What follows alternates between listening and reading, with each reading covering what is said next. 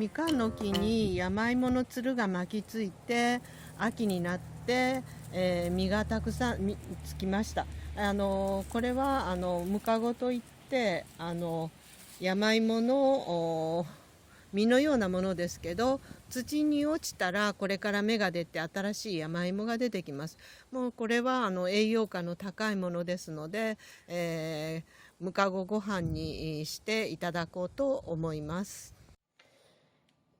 今お米を3分づきに、しました。お米が2合、それからムカゴが1カップほどあります。これで、3分づきのムカゴご飯を作ろうと思います。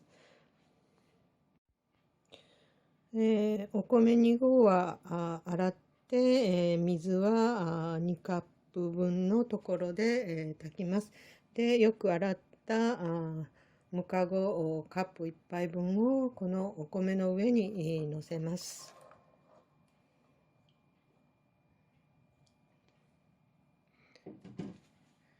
私はもうこれで、お塩も何も入れなくって、このまま炊きます。